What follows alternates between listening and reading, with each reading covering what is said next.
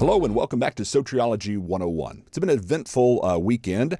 A dividing line came out yesterday from Dr. James White where he completely and totally misrepresents me. That's always fun when a leading apologist online completely misrepresents your perspective by taking a 44-second clip out of an hour-long conversation, which is something that, by the way, he scolds others for doing to him, but apparently he gets a pass. He has a little bit of a double standard, if you guys haven't noticed, with Dr. White, and we're going to call him out on it. I'm going to continue to be respectful as I can to the guy. Obviously, he's a brother in Christ. Obviously, I want to treat him with respect. I wish he would do the same for me. I wrote this article last night called Choice Meat in Bad Form because he took a 44-second clip out of a 1-hour presentation and misapplied my intention of an analogy about choice meat. And I expressed to him what my intention was, and he says, well, that's not relevant. Oh, okay, it's not relevant what the producer and author of the context is, what they think about the context. It's just only relevant what you think about it. I guess that's what passes as true brotherly Christian example of love and back and forth. I hold the same exact view as Dr. Michael Brown, his friend, does with regard to the condition of faith, which is a free response of man for salvation. I hold the exact same view, yet he wouldn't say, obviously, some of the things that he says about me, about his friend, Dr. Brown, that he says on this program. And so I want to answer. I'll try to remove as much of the emotion of it as possible. But I think people like this, I think this needs to be called out. One, he completely represents my soteriology in this clip because he makes it sound like what I was trying to do by pointing to this example was to say that we are chosen because we're better quality, like a better quality meat. And that wasn't the point of my analogy, which you'll hear when you hear the context when I go back and play. Guess what? The original context. It's funny how when you understand the original context, whether you're talking about Scripture or whether you're talking about our brother's broadcast, you can actually understand the intention of the author. But of course, Dr. White's not concerned with the intention of the author in this situation. And sometimes he's not really that concerned, it seems, with the intention of the author in the original text as well. I mean, I guess that's the argument, right? So let's listen in to Dr. White. And so it's 44 seconds long, so that ain't much. No, it isn't. But just listen to what's said here. Just listen. This is yeah, and only listen to what he wants you to hear. Because when I bring up what I intended and what I go on to say, oh, that's not relevant. He even says that on Twitter. Oh, that's not relevant. Your article's not relevant. It's irrelevant. It's a red herring, he even says. It's not relevant. It's just a distraction, he called it. Okay? So hearing the context of what I was using that analogy to illustrate, that's not relevant. This was posted by Matt Estes. This is a 44-second clip from Leighton Flowers. Listen to what he's. Yeah, and Matt Estes is not unbiased, surely. Matt Estes is a hardline 5-point Calvinist who posts regularly on our Twitter feeds about following James White. Obviously, this is not an unbiased source. When we ask about election, we're talking about, namely, God having favor on somebody. Him choosing somebody over someone else. Matter of fact, whenever we use the word choice, a lot of times we're thinking of kind of the verb form of it, like I made a choice between these options. But if you go into the grocery store, like no, sorry.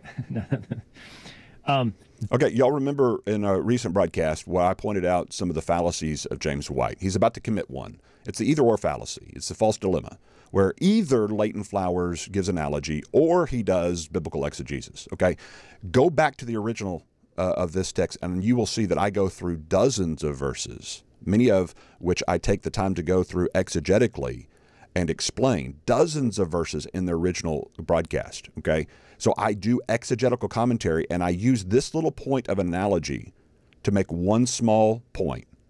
And yet, listen to what James White does. He does false dilemma again. It's either story time with Uncle Leighton or it's exegesis. It can't be that Leighton has done his exegesis to get to this analogy. No.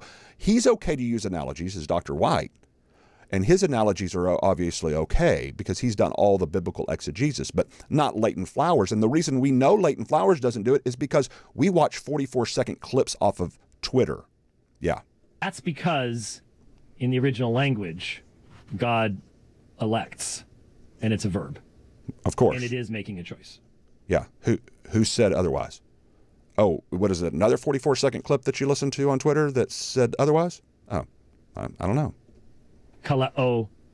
Calling but then the called ones, the very substantive itself has as its root the action of call. It's something God does. Yeah, I agree. God chooses. Thank you. It is a action on the part of God. So how many times have I said that in the place of exegesis, what Leighton Flowers does is story Jesus? See, either exegesis or story. Leighton can't possibly do any exegesis because we don't see it. We don't read it. We don't buy his books. We mock them. We'll mock the fact that, but what we'll do is we'll play clips of where Leighton uses an analogy and say, oh, Leighton hasn't written any books and articles that actually exegetically back up the analogy that he's giving in our short little clips that we're going to pull out for our fun time on the dividing line. Instead of dealing with lexical forms and grammatical things, he comes up with analogies that you're supposed to accept and find valid or compelling or something along those lines. So instead of dealing with, you know, if I want to talk about what election meant, choice meant, you know what I'm going to do? I'm going to fire up accordance, and I'm going to go to Ephesians 1, go to Romans 8 and 9. I'm going to look at the terms, and we're going to see how it's fleshed out by the authors of Scripture. That's not Leighton Flowers' thing. Yet, go watch the original video that he's clipping the 44-second from and see how many texts I went through talking about God's favor on people and why he finds favor on some and not others, and all the commentary that I did on all of those hundreds of verses that I went through. Okay? Instead, he's going to give us an analogy.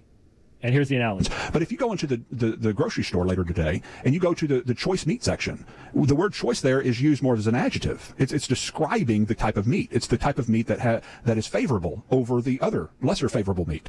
And so when you talk about something that is choice, you're not always talking about necessarily God choosing something for no apparent reason, but you're choosing that meat because it's a favorable meat. There's a reason to have that the choice of that meat. Now, before he gives his critique, I'll admit that that clip taken in that way can sound like I'm trying to say that God chooses somebody because they are a better quality, like a choice meat. But if he goes on to listen, which he doesn't, he'll go on to hear what I actually say. As a matter of fact, I want you to hear what I actually say in the original clip before you hear his critique so you can see how ridiculous he sounds when he critiques me. So let's watch this. Love in here, because some people are going to hear me saying these things and saying, oh, you think that you can earn or merit salvation by your good decisions to confess or humble yourself. No, I'm not. Confessing your sin, loving God, being faithful to God, following God does not merit or earn your salvation. Just because Abraham was faithful or had faith in God didn't make him earn salvation. He still had a debt to pay. He had still fallen short of the glory of God. He had still messed up. He'd still sinned. Enoch still sinned. Job still sinned. All these people all fell short of God's glory. They all needed the atoning work of Christ. If their faith in God had merited their salvation, there would have been no reason for Christ to come and die on the cross. They had a debt to be paid. Therefore, even their good faith, even their good works, even their righteousness was as filthy rags in the sight of God, because the debt that they owed. So it's only through the atoning work of Christ that anyone, even someone who humbles themselves and believes, can be saved. It's not through your humility that you earn or merit salvation. It's through the atoning work of Christ, who imputes his righteousness, clothes you in his righteousness. Then and only then are you granted entrance into the wedding banquet, into his kingdom, into his presence. Upon God's sovereign decision to save whomsoever he is pleased to save. Okay, and that can get a little confusing, because we could also say that God can save whomever he chooses to save, okay? The question is he saving people for no apparent reason, or is he saving people for a reason? In other words, is besides some secret hidden counsel that we can't possibly know about, some unconditional, reason that is not there? In other words, the Calvinists will often say, we just don't know what the reason is. Therefore, can you say with certainty there is no reason based upon our choices or our decisions independently of God that would cause him to show favor to one person over another? Comes really in this debate is, does God really favor some people over others? And let's just look at that question, because before we go on and hear R.C. Sproul's explanation here, we need to ask ourselves that question. And I put that question here in print form so we can see it. Does God show favor to some and not others? Genesis 18:3, God's Abraham speaking here, and he says, Lord, if I have found favor in your sight, do not pass by your servant, because he references earlier about God showing favor to Abraham. Genesis 6:8, but Noah found favor in the eyes of the Lord. This is a well-known passage where he talks about where God speaks of being frustrated with the evil of men and how evil their hearts are and how he regretted even making men in the first place. And then but he goes on to say, but Noah found favor in the eyes of the Lord, which begs the question as to why Noah is favorable in the eyes of the Lord, and why, if it was God's irresistible or effectual doing, instead of expressing regret about the rest of them, why not just make them favorable like he apparently, according to Calvinists, irresistibly or effectually made Noah favorable? Because ultimately that's what you have to say from the Calvinist perspective, is that Noah found favor in the eyes of the Lord because God, in some irresistible or effectual way, made Noah more favorable than the rest of humanity in that day, some and not others. And so I would agree with the Calvinists that God does favor some people over others. But the question is, does God show favor for no apparent reason? What R.C. Sproul there is referring to is unconditional. In other words, it has not. Look at the text. Let's see what the text says about favor. Daniel 9:13, as it is written in the law of Moses, all this calamity has come upon us, yet we have not sought the favor of the Lord our God by turning from. So how would you seek the favor of the Lord? That's the big question here. How would you gain his favor? How would you seek his favor? Turn from your iniquity. Confess your sin. Admit you're dirty in order to be washed and made clean. As Titus 3:4 says, is that it's the washing of regeneration. He saved us by the washing of regeneration. Listen, you're not made clean before you admit you're dirty. That's where the Calvinists get the cart before the horse with this pre-faith regeneration concept, where they think ultimately you have to be given a new heart in order to admit that you had a bad heart to begin with, which is just cart before horse. Same thing with regeneration, pre-faith regeneration. It's the washing of regeneration that saves us. Well, you're not washed until you admit you need to be washed. You're not gonna get your car clean unless you admit that your car's dirty in the first place. You're not going to get a new heart until you admit you have a bad one in the first place. And so it's from turning from your iniquity and giving attention to truth. In other words, believing the truth, confessing your iniquity and saying, I believe in the truth that you have revealed. And that's how you have favor. That's how you seek the favor of God. So it's not this arbitrary, for no apparent reason, choice of God before eternity that he has favor on certain individuals and not others. We can affirm with our friend R.C. Sproul that God does show favor to some people over others. But we're not affirming with our Calvinistic friend that it's for no apparent reason or some arbitrary reason. Up 66:2, these are the ones I look on with favor. So who are the ones he looks on with favor? We don't look ahead. What's the answer? A Calvinist would say the ones he looks on with favor are those he's irresistibly and effectually chosen before the foundation of the world to make favorable through some irresistible means, I suppose. The text says, those who are humble and contrite in spirit and who tremble at my word. So who does God show favor on? Is it just unconditionally for no apparent reason? Or does he show favor? Does he look on those with favor who have humbled themselves, like the prodigal son in the story of the parable, where he's contrite of heart, he recognizes he's stupid, he recognizes he's messed up, and he returns home in his humiliation. And he looks on with favor those who, with a contrite heart, admit that they're wrong. Forsake you. You're a dirty person that needs to be washed so as to be washed, not you have to be washed so as to admit you were dirty. Matthew 23:12, for those who exalt themselves will be humbled, and those who humble themselves will be exalted. There right here is irresistible humility if you want it. Who's going to be irresistibly humbled?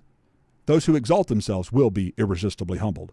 But if you're waiting for God to effectually or irresistibly humble you through some effectual means, you're going to be waiting until it's too late, because that's your responsibility, not his. Luke 1:52, he has brought down rulers from their thrones, but has lifted up the humble. Who does he lift up? People unconditionally for no apparent reason. No, those who humble themselves. Luke 14:11, for those who exalt themselves will be humbled, and those who humble themselves will be exalted. James 4:6, but he gives us more grace. That is why Scripture says God opposes the proud, but shows favor to the humble. Who does he show favor to? Irresistibly, effectually chosen people? No. the humble, those who humble themselves, which is your responsibility. But that isn't about salvation. Now, you may say, well, who would say that? Matt Slick said that to me. I brought up these verses to him in an online discussion. Well, those aren't about salvation. That's about God showing favor to his saved people, his church. He's talking to his church, his covenant people. Oh, really? Oh, Psalm 18:27 says, you save the humble, but bring low those whose eyes are haughty. You save. That's not about salvation. That's not a soteriology text. You save the humble. Psalm 106:4. Remember me, O Lord, in your favor toward your people. Visit me with your salvation. That's not about soteriology. Visit me with your salvation. Show favor toward your people. Luke 18:14. I tell you that this man, rather than the other. This is the publican and the Pharisee who are praying. One of them praying a very prideful prayer. The other one ripping his clothes and saying, woe is me, I'm an unworthy sinner. This man, the publican who's tearing his clothes, the humble man, he says, I tell you, this man, rather than the other, went home justified before God. You want to talk about justification here. This is justification. Who went home justified? Those who exalt themselves will be humbled. That's irresistible humility right there. And that's in judgment. God will irresistibly and effectually humble the unbelievers in judgment. That's the only time he effectually humbles anybody, according to the scriptures. But those who humble themselves, which is your responsibility, you will be exalted. So this is a justification text. This is about soteriology. And he's talking about in this context. So you can't just dismiss these passages as if they're not about salvation, as if they're not about where God shows favor and why God shows favor to certain individuals. You can't just assume, just because we do admit that God does show favor to some people over others, that he's doing so for no apparent reason, arbitrarily, before the world ever began. Significantly in the 8th chapter, and now he is illustrating his teaching of the doctrine of election. Okay, again, I wouldn't disagree with that, because as God's purpose in election will stand. Well, what is God's purpose in election? God's purpose in election of what? And for what? And notice, R.C. Sproul doesn't argue for anything. He just assumes, which is begging the question, by the way, he just assumes his view is the right one, which is God's purpose in election is God's purpose to select certain individuals before the foundation of the world to be effectually saved. He doesn't argue for that point. He doesn't make a case for that point using other biblical texts to bring in to talk about the doctrines of election and how God has made choices throughout human history. He doesn't do any of that. He just assumes it. Same thing James White did in our debate. Just assumes his view is the right one and just talks dogmatically and certainly about that fact. But that's begging the question. It's assuming the very point that's up for debate. The very point up for debate is, what is God's purpose in election? Well, from our perspective, again, that's what you have to actually confront if you're going to debate somebody who holds to my perspective. You got to actually debate what we believe. God's purpose in election is God's purpose in electing Israel. What was God's purpose to elect the nation of Israel? God's purpose in electing the nation of Israel, which he just pointed out in verse 4 and 5, was to bring the word through them. That through them the prophets, the apostles, the Messiah, that the message of God would come through the nation of Israel. All the nations of the earth would be blessed through Abraham's seed, through Israel. Okay? That's the purpose of election that we believe Paul is talking about, not God's purpose in individually saving some people and not others. Okay?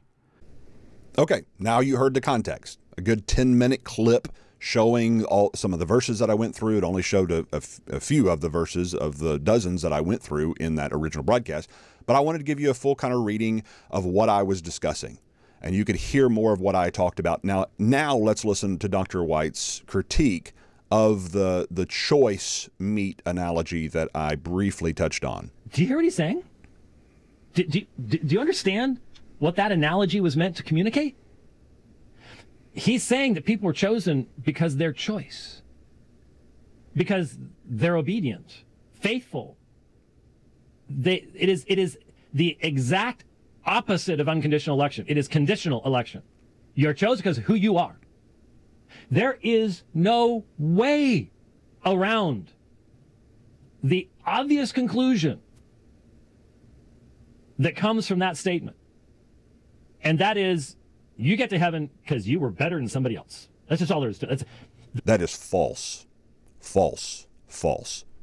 As you just heard in the clips, what I was arguing is that it is, yes, a conditional choice based upon whether you humbly confess that you are not choice, that you are fallen, that you are rancid meat, as I put in the article, that you come to the end of your pigsty and you admit your wrongdoing. It's when you humble yourself that you are lifted up, according to the scriptures. And so what you're saying is just false, Dr. White. You have falsely represented what I was saying based upon a clip pulled out of its context. Just own your mistake. That's all you need to do. Just own your mistake and correct it. It's that simple. The difference between the elect and non-elect is found in the elect themselves, not in God's gracious choice. It's not what grace did. It's what we did. And if you want to talk about unbiblical concepts like prevenient grace, all that stuff. Oh, yeah. If you want to talk about the gospel, you know, what the gospel does to help us to come to faith, what the gospel does to reveal the truth of God's word, because that's what prevenient grace for us is really all about. It's the gospel appeal. God sending Jesus Christ, God sending the holy apostles to bring revelation and light. God's seeking to save the lost. That's what prevenient grace is. It's that grace that's needed for us, the lost sinner, the rebel sinner, to be reconciled to him. That little thing he just waved with his hand just now is the very root of our doctrinal worldview of saying that God seeks to save those who are lost, and he doesn't just seek to save a select few chosen arbitrarily before the world began. He seeks to save the world. He provides atonement for all of mankind. Now, he and I disagree with each other on that, just like he and Michael Brown do. So have respectful discussions about those disagreements. Fine. But to do what he's doing here is just it's not biblical or brotherly. It just isn't. Play with that stuff all you want. The reality is that grace is made available to everybody. We're the ones that used it. We're better. We go to heaven. You're the choice meats. You get chosen because the choice meats. Well, who's really better on whose system? Okay, because I believe anybody can come to faith. I believe anybody can be saved. So anybody can confess, humble themselves, and confess their need for Christ. Anybody can. On Calvinism, only select few can do that. And who are the ones that can do that? Well, the ones made better by effectual grace. So the elect ones are made better by God so that they can do something that the rest of humanity can't do. So on your view, the unbeliever is actually not as good as the elect person is. The elect person is better because of regenerative grace, on your view. On my view, because of the enlightenment of the gospel brought to all people and God's revelation being made known through creation, through conscience, through the scriptures, all people are able to come. All people are able to believe. And therefore, no one's better ontologically than another person. Anyone can come. Anyone can believe. And yet you're accusing my position of being boastworthy based upon somebody being better than another person. But it's your view that says that some people are made better than other people. We say that God's made everybody in his image and that he loves everybody and he has provided for everybody to come, and therefore anybody can come. Why would I boast about something anybody can do? It's like if everyone had the ability to sing beautifully, would you boast about singing? Or do those who have beautiful singing voices, unique beautiful singing voices, tend to be more prideful about their gift to be able to sing beautifully? That's why you have divas who sometimes act a little bit full of themselves because they're so confident of how great they are because of their beautiful singing voice. And they can become boastful. Why? Because they have a unique ability, not like everybody else. Well, that's what the elect on Calvinism have. They have a unique ability given to them by God that nobody else has in the world, except the other elect, specially chosen ones. And so your system is actually the one who has better, ontologically better made people than the rest. We don't. And so, again, just objectively speaking, your accusations are just flat and wrong. Why? For years now, we've sat over here and even when I've said we need to listen carefully, and no matter how hard we try to look at it this way, then look at it that way, and then look at it this way, and no matter what kind of perspective I try to take, eventually you just go, that's Pelagianism, son. I mean, semi-Pelagianism on your better days, but just full-on Pelagianism on your worst days.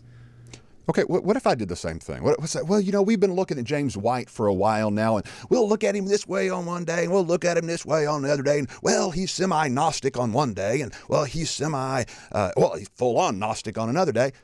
I mean, come on. Really? This is what we're reduced to.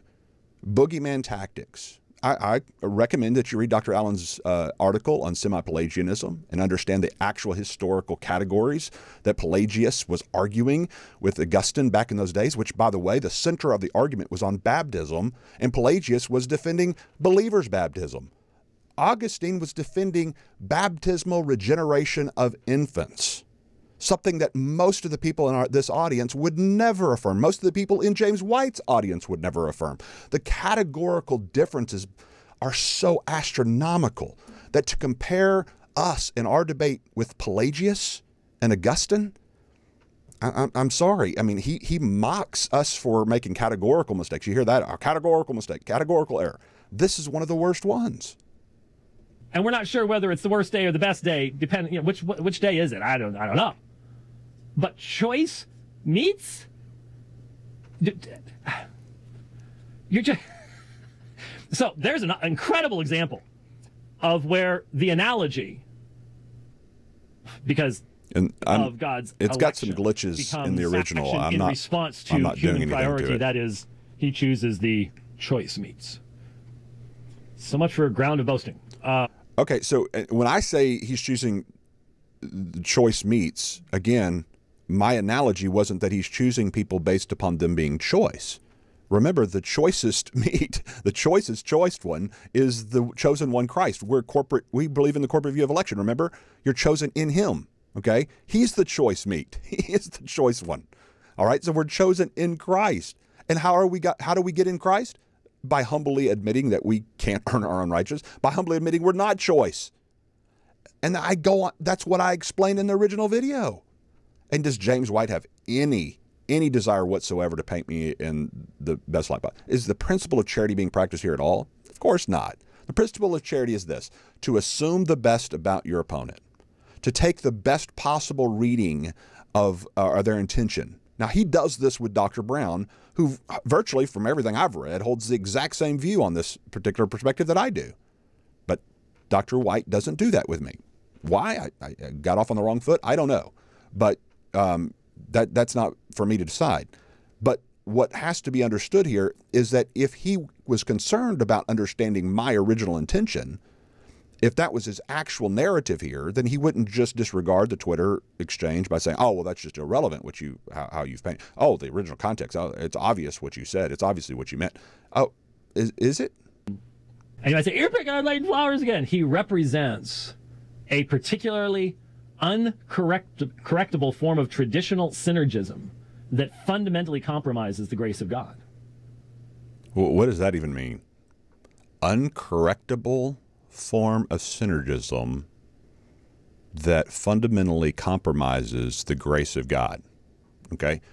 And how is my view of the grace of God different than your friends and fellow brother Michael Brown? Because if that statement is true, then why not just come out and call me a heretic and an unbeliever?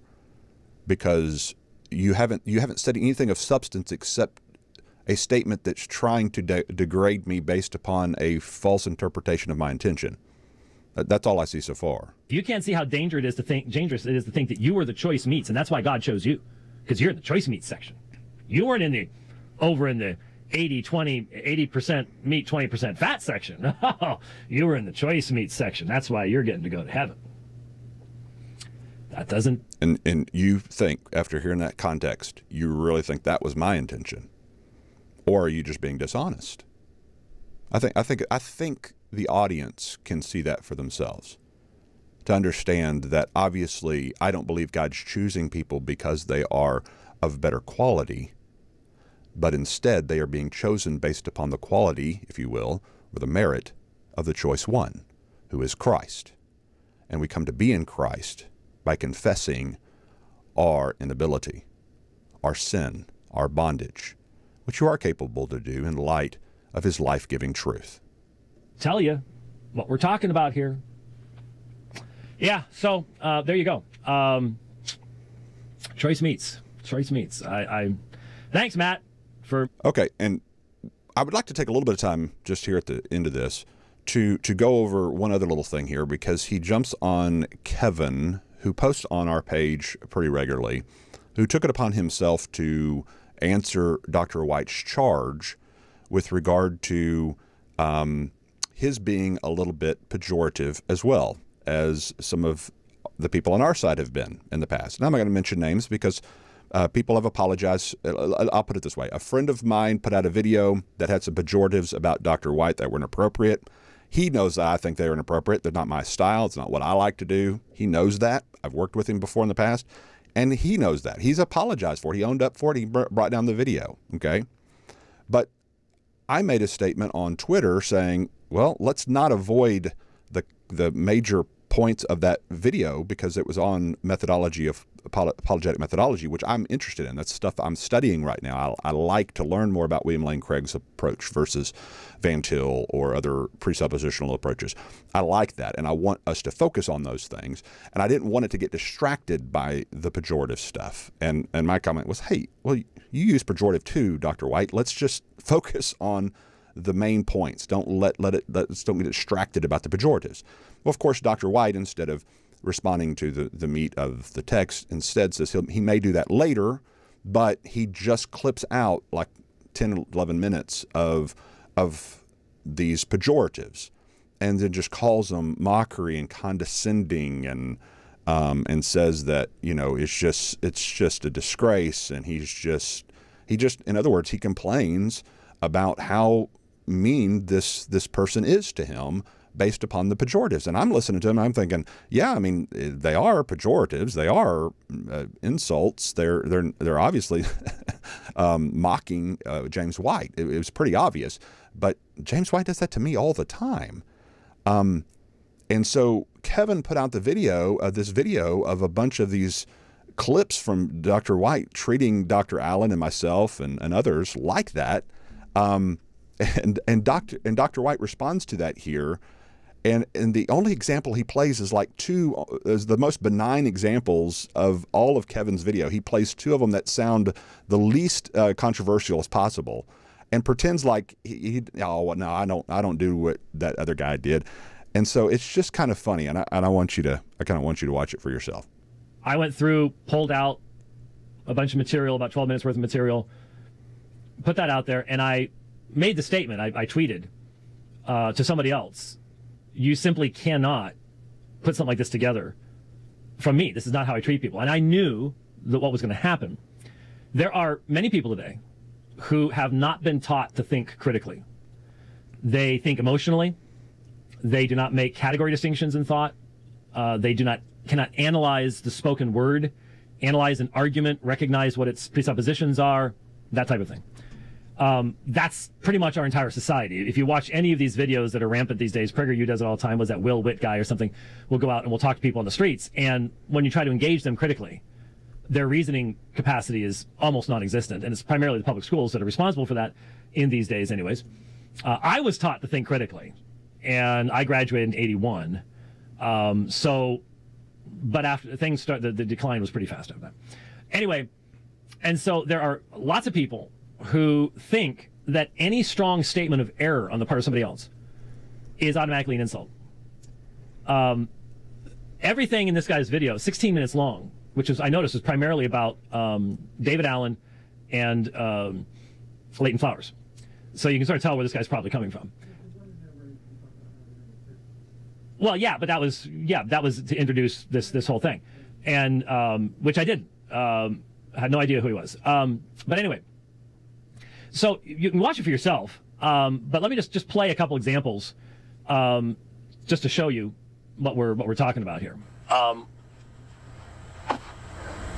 Plato, yeah, but it was both sides. Both sides acted reprehensibly in this debate. I mean, okay. Let me stop right there. So there is a clip, and he goes from one to the next. These are all isolated, you know what their context is. It never shows where I've provided the exegesis of a text, played the other side, demonstrated the errors, but what it does is it shows the conclusion of the statement. So I've treated them. Oh, he took you out of context? That must feel awful. somebody takes you out of context and doesn't let you play everything you mean for yourself. I wonder how that feels. Fairly, with respect, accurately represented them, refuted them, and then when you make the concluding statement that they're in error about this, you're insulting people. The man clearly cannot understand the distinction between simple insults where none of that was done. There was no playing of my exegesis and refutation of the exegesis. There was no fair representation. It was just personal ad hominem. He doesn't see the difference between that and what we do on this program all the time. And he'll probably take everything. He'll probably take the fact that I said that he demonstrated an incapacity to think rationally and in proper and critically in proper categories. He'll take that to be an insult too, even though, again, it's just proven. Well, even if it's not an insult, it is condescending and mockery, which is the title of, I think, the video you made against that other brother, saying he's condescending filled, mockery filled. Dr. White, I mean, surely you've got close enough friends to you to tell you, yeah, you do come across a little bit condescendingly towards those you disagree with. Just a little bit, maybe a little bit mockery, and maybe not all ad hominem. There are some ad hominems that you're about to listen to that I'm going to play for you, and some of them are obviously insulting, but not all of them are. And I don't think Kevin. Again, I don't know all of his intentions or what he was thinking when he put it all together, but I think he was probably putting together the same, based upon the same reasons you put it together. That other one was based upon it sounding condescending and mockery filled.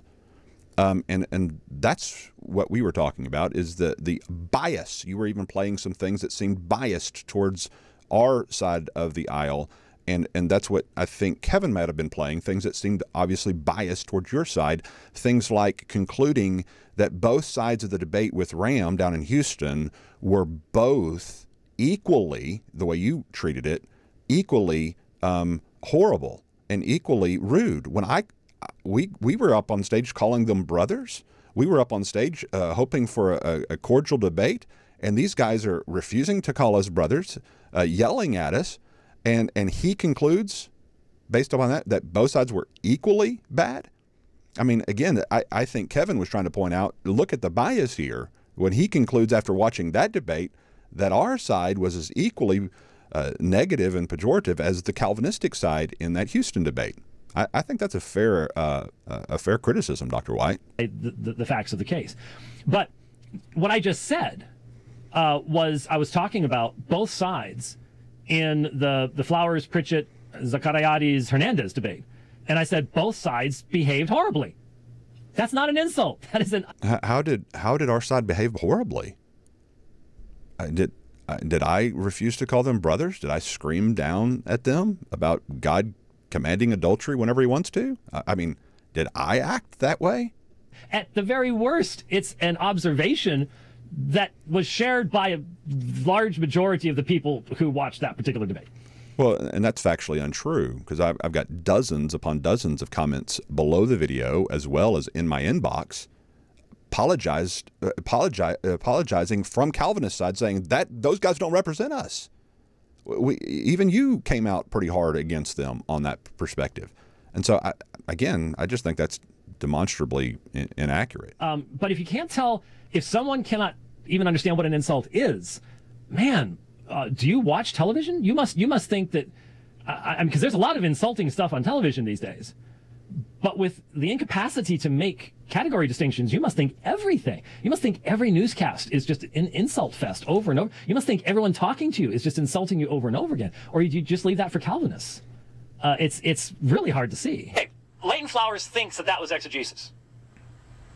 And you need to understand, Dr. Flowers thinks he just did exegesis. What he did was eisegesis, and he seemingly doesn't know the difference between the two.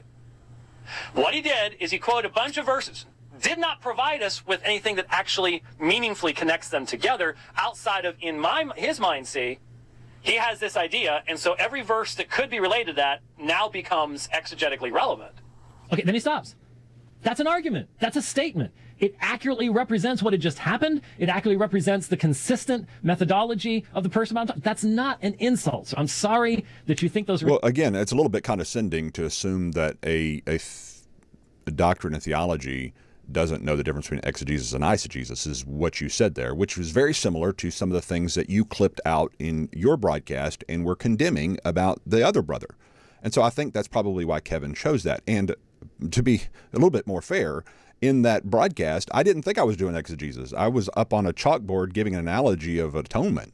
And he was accusing me of thinking I was doing exegesis. I didn't think I was doing exegesis then.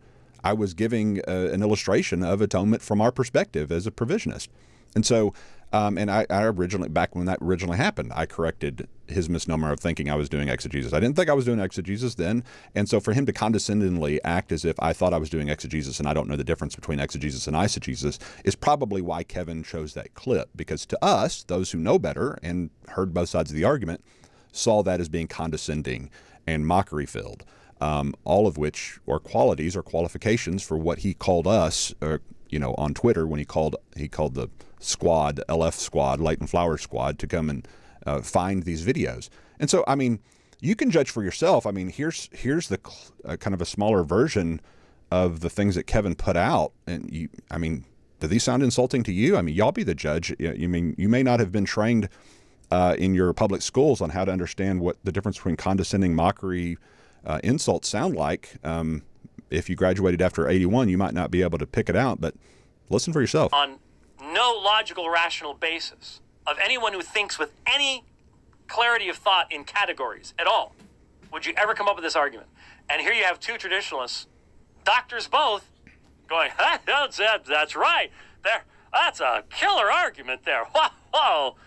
And we're all just left going, this is supposed to be taken seriously? Which, by the way, you want to know the context of that? I remember it. It was Dr. Allen and I talking about the negative inference fallacy, an argument that has been used by Bruce Ware and other strong Calvinistic scholars from the universal extent side of the aisle have used for years upon years. And yet he just treated Dr. Allen and I, based upon using the negative inference fallacy, like that. Did that not sound condescending to you? Did that not sound like mockery to you? Very similar to what he clipped out and played in his own broadcast? It kind of did to me. I'm wondering what you're filling 800 pages with here. Now, okay, what 800 pages of what? What's he talking about there? David Allen's book, his work, 11 to 12 years of David Allen's life. And yet he's just, wow, what are you filling 800 pages with based upon one argument from the negative inference fallacy that he found absurd? I guess because he had never heard of it before. I don't know. Found out from our Southern Baptist traditionalist exegetes. What that's actually covered is that certain Southern Baptist traditionalist exegetes critique Dr. Allen and been told, well, but he's just a professor of preaching. Be nice to the guy. Well, then don't write books. Well, write books on preaching then. What, did you hear that? Now, I cannot think of a more insulting thing to say to somebody who was a dean of the School of Theology for over a decade, I think it is. The dean of the School of Theology of one of the largest seminaries in the Southern Baptist Convention, which, by the way, he makes fun of Southwestern, he mocks it quite regularly. And he says, oh, he's a dean of preaching now because he's moved over to the preaching department. And so he makes that statement saying, he's just a dean of preaching. Oh, he's just a professor of preaching. Well, then stop writing books on theology then. How insulting is something like that to Dr. Allen? You be the judge. I mean, I'm just putting the facts out there. If that's not insulting, I don't know what is. That's the nya response. Or the, oh yeah? That's, again, stultifyingly simplistic. Stultifyingly simplistic. And to say, well, you just need one verse one way or the other, and that's all there is to it, are more than intent upon absolutely shredding the Gospel of John and leaving it without almost anything relevant to say to us today. Some of it simply doesn't even make any sense. It certainly is not written to try to communicate anything to anybody. So he was talking about Dr. Allen's book there. It certainly wasn't written to communicate anything to anybody. He was talking about his 800-page book on the extent of the atonement. That's not insulting?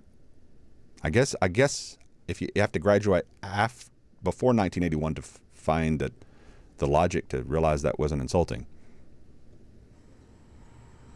Maybe they do see Maybe I'm just getting upset by people that are being purposely obtuse because they have other 4-hour edition of his podcast. Cowardly. I find it cowardly that you will continuously mock. What are those little animals you're not supposed to feed after midnight or something? You know, they're really cute and snuggly, and then you feed them after midnight. And, that's what we've got here. So, gremlins, is that what it is? Okay. Well, I would be insulted by that, but since I graduated after 1981 and my institution didn't teach me proper logic and such, I probably shouldn't find that insulting. Very tall gremlins. That's cowardice. That's cowardice. Because it's just slightly loony. And I'd never heard of it before. And then nobody else that I know ever had either. So I think there's a video of that on dictionary.com under the word condescending. I'm pretty sure.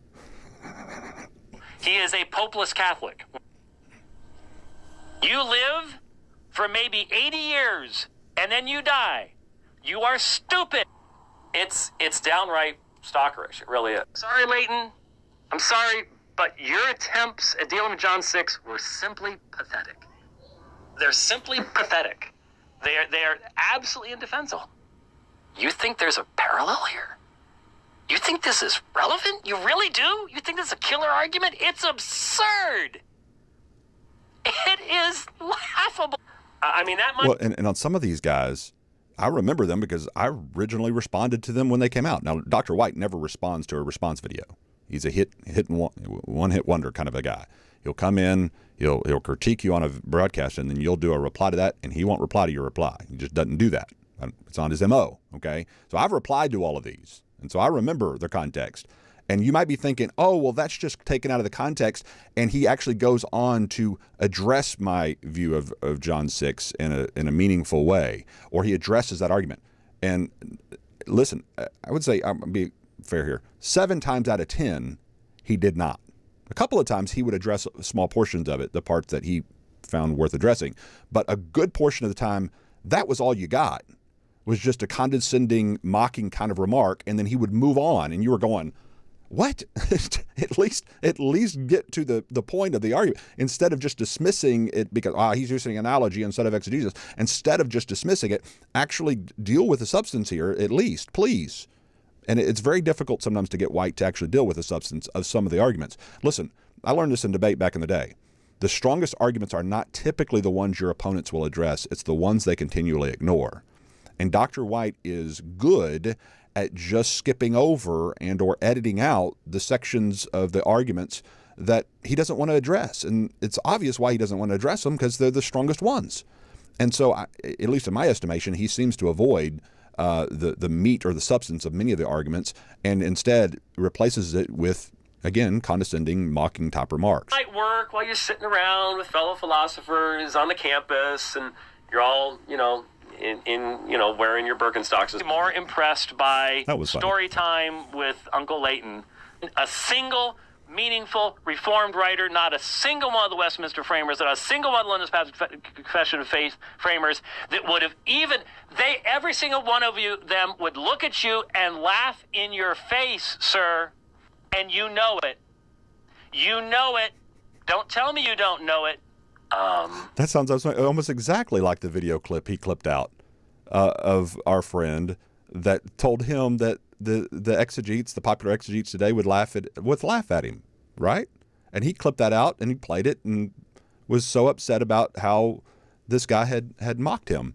And yet that's exactly what he's done to Dr. Allen and I. And I guess he just doesn't see this, guys. It's really... Leighton has been corrected on this. And again, people will go, hey, if he's been corrected on it, and then he keeps lying about it, doesn't that, the father of all lies?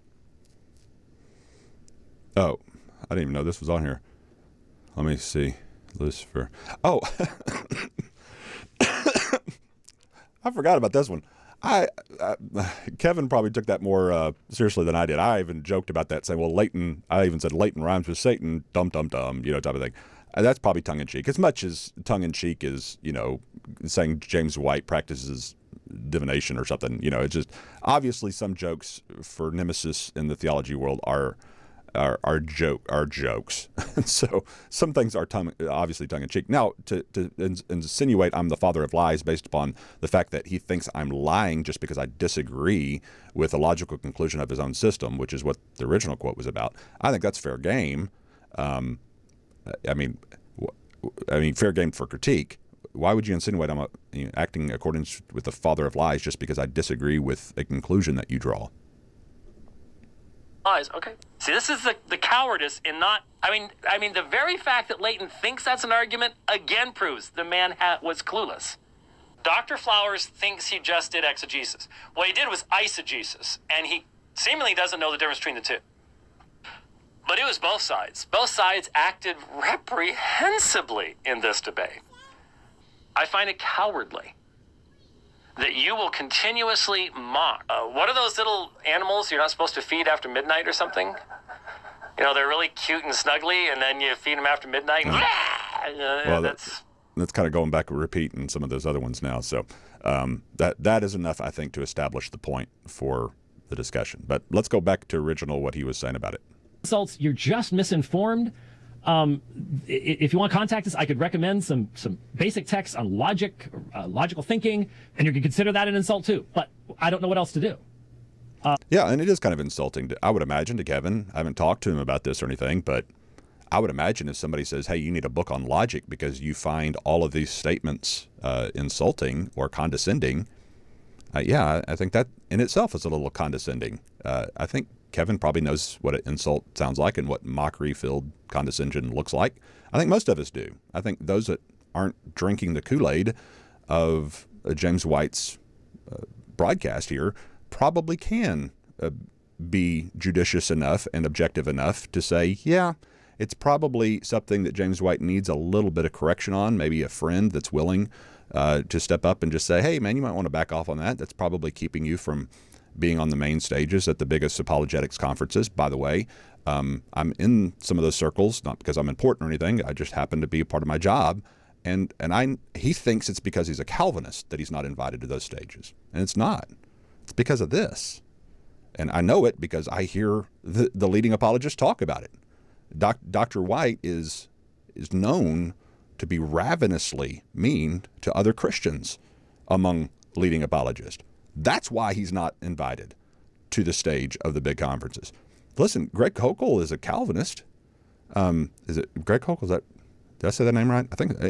There's apologists that are Calvinistic leaning or Calvinists who are leading apologists or on the big stages. I have them in our stuff in Texas. That has nothing. It's not about his Calvinism necessarily that's keeping him off the stage. He paints it that way. It's because of this kind of stuff.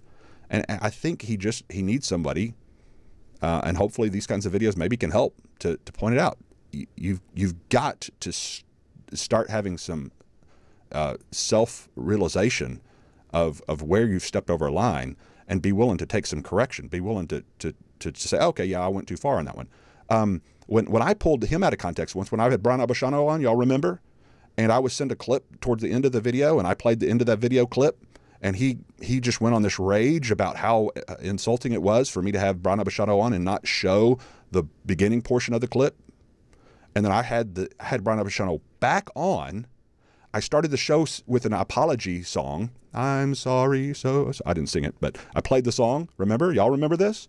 And I said, I want to apologize because I didn't show this whole thing for Brian Abashano to reply to.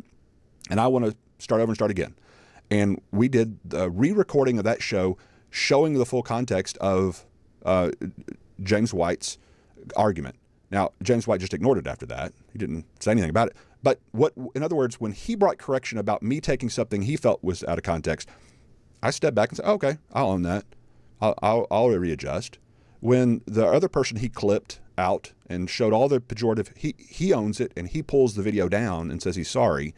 But what does James White do? Well, look. Rich Pierce, who is the president of Alpha and Omega Ministries, with James White, he says, please watch this video. This fellow was trolling me the other day about how he was going to show James White for the big meanie that he is.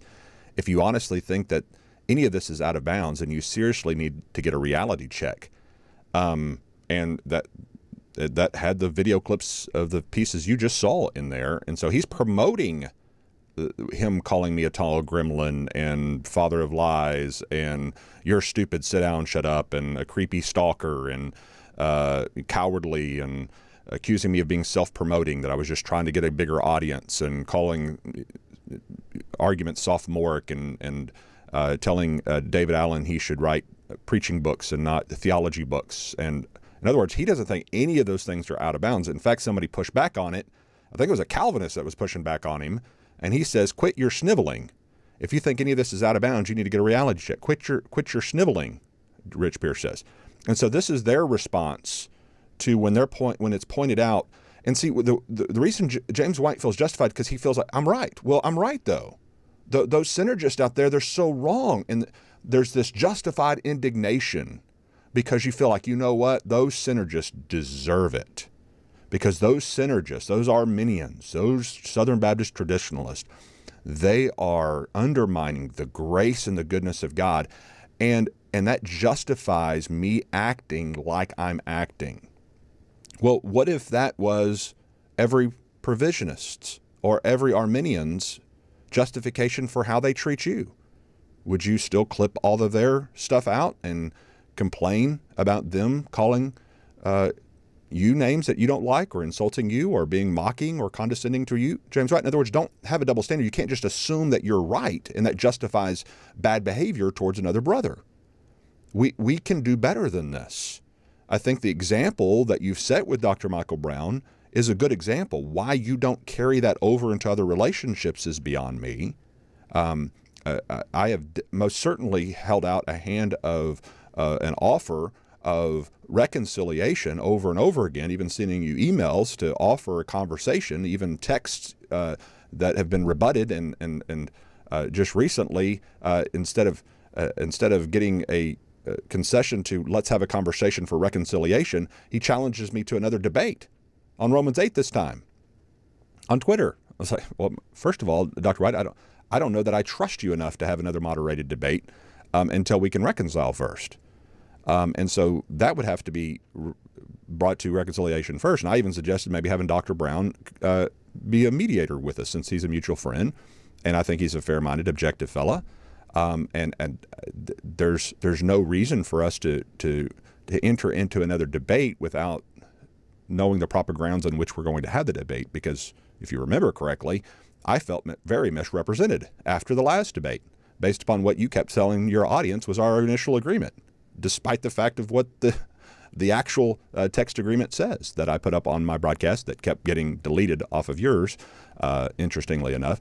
And so when all of these things are brought to bear and all these things are talked about, one of us is striving to come to a point of, okay, here's where rational people who disagree are able to be disagreeable to disagree without being disagreeable. Hopefully, here's some principles of charity we can practice with one another. Here's some ways we can agree with each other about what we're going to do if we're going to have a discussion, and then we come to a reasonable conclusion like two brothers should.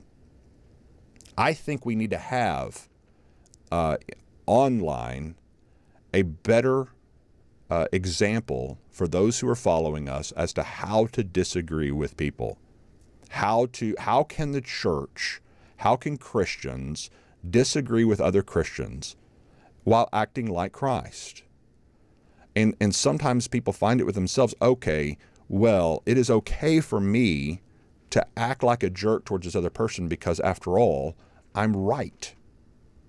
I'm right. And so therefore it's justified to be condescending. It's justified to mock. It's justified to use pejoratives because they're so wrong. And it's just so obvious they're wrong. Well, could they feel the same way? Could that be the reason they're not willing to hear? I mean, I posted all over my Facebook page. I mean, the top of it is the about the sweetness of speech is better for education, and out of Proverbs 16, 20 or 21, I can't remember.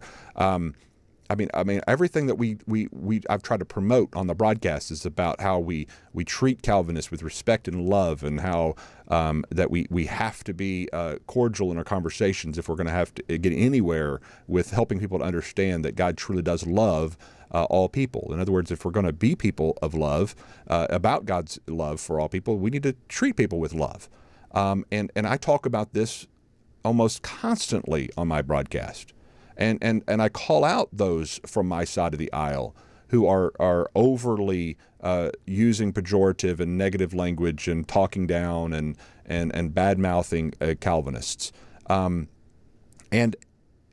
that's, I think, the reason that we have to be able, as Christians, to learn how to disagree without being overly disagreeable. If y'all heard my discourse more recently from the Sean Cole program, we had Chris Date and some others on to talk about some of the differences with my position and their position.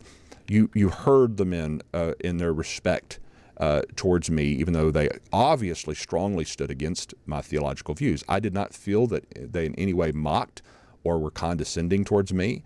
My conversations with Eli Ala, with Justin Martin, with Sean Cole, with Chris Date, and I know there have been dozens of others. So I think Drew, and I can't remember all the last names. I'm just trying to list the most recent Calvinists that I've had on the program, and I've had a number of Calvinists. Many of you have listened and watched.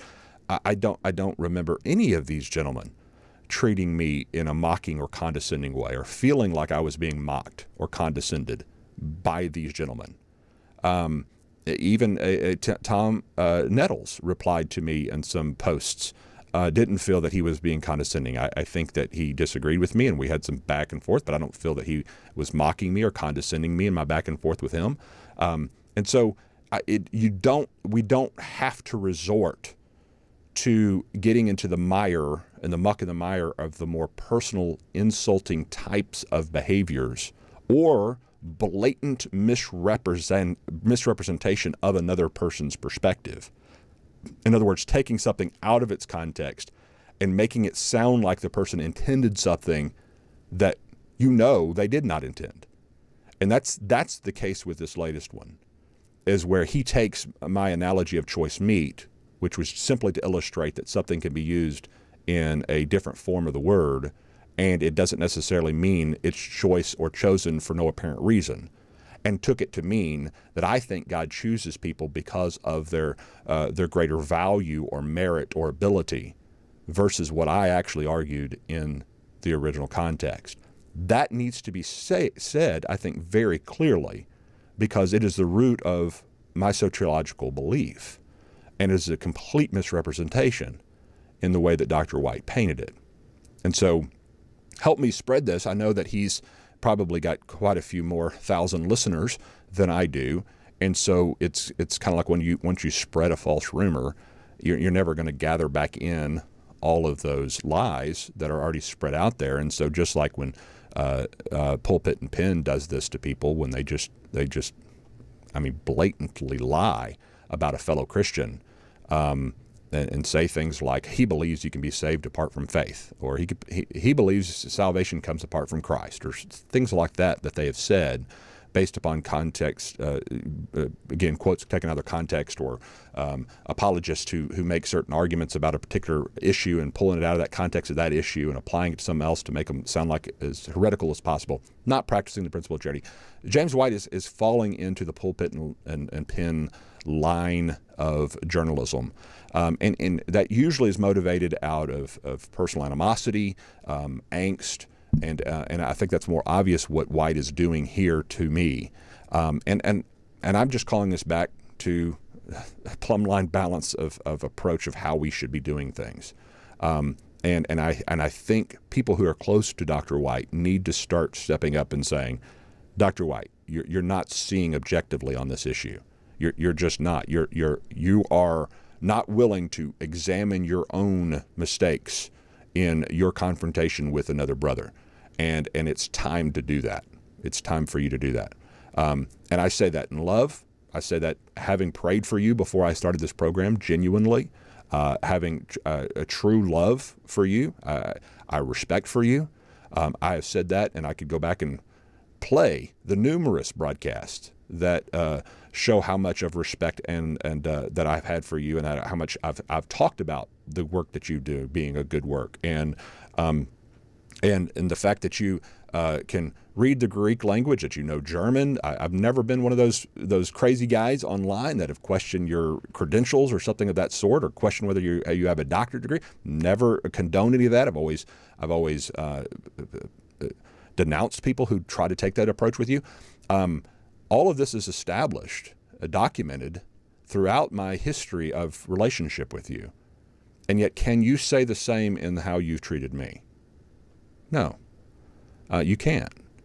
And you can either own up to that, and you can either correct course, or you can continue to dig your heels in and just continue to show people who are objective around you that you're not willing to take correction, that you're not willing to adjust course.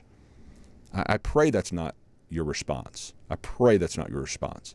I pray that we can redirect course. Because to be honest with you, when you mentioned the debate, I'd kind of like to have some more debates with you, because I do think they're valuable to the church. I would like to talk about prognosko. I would like to talk about what about picking a text that's proof text for our point of perspective once in a while, though. That'd be fair, right? Instead of always picking the proof texts that are actually in your favor, why not pick proof texts that favor our side, or that are more difficult for you to explain? That would be a more fair, balanced approach for us to both go back and forth and have a text like Romans 9 where we debate one time, we debate, 1 Timothy 2 the next time, or 2 Peter 3 the next time, or something like that, and allow you to be on the hot seat of trying to explain a text that seems blatantly opposed to your systematic. Even though I know you, just like I don't believe Romans 9 is opposed to our systematic, I know you don't believe 1 Timothy 2 is opposed to your systematic, but debating it is a whole other thing, because you're actually on the hot seat having to debate a passage that at first reading does sound like it might be against the plain reading or understanding of Calvinism. So why don't you take the hot seat? I mean, after all, you have over 150 debates that you've done. I've had one. One major one with just one person, with you. But let's talk about if we can come to a point of reconciliation. If we can come to that point first, where we're going to stop all of this nonsense of misrepresenting each other and their personal attacks.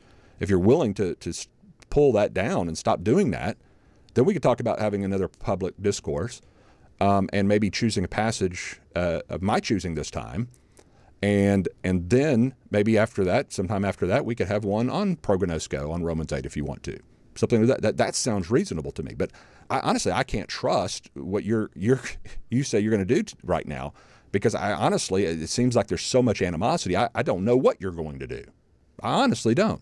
And so that's why I continue to push back on you on some of these issues. And so I pray that you hear this with the spirit it's sent. I honestly don't have a ton of animosity. I'm frustrated with the way you've chosen to treat me as opposed to how you treat others who agree with me soteriologically. But I don't have any animosity. I think that your objectivity has been lost due to your bias. And I'm afraid that people like Rich and others around you are just as biased, and therefore aren't willing to step up in your life, as I have some people in my life who quite regularly call me out on my biases, and quite regularly, and you ask them, ask people on my show how many times I've pulled something back or apologized for something that I've said. When's the last time, Dr. White, when's the last time you apologized for something? When's the last time you recanted or corrected something from your program? I've watched you pretty regularly over the years. I've never heard it. Has anyone? Ask your daughter. Ask your closest friends. That's not my business. It's your business. But ask around and see if you've been willing to take correction in the past, because that may be something that would be worth looking into. I need correction all the time. Ask my wife. So, and I think that's important for us as fellow apologists and debaters and theologians. We've got to be willing to do that if we're going to be able to enter into a healthy discourse with one another. So, God bless. Talk to you next time. Bye-bye. Thanks for attending our online university classroom. Remember, this is a listener-supported ministry, so please consider becoming a patron of the podcast by donating online. Join our team and help spread the word. For more resources, books, and articles from Professor Flowers, or to learn how you can support this ministry, please visit www.soteriology101.com.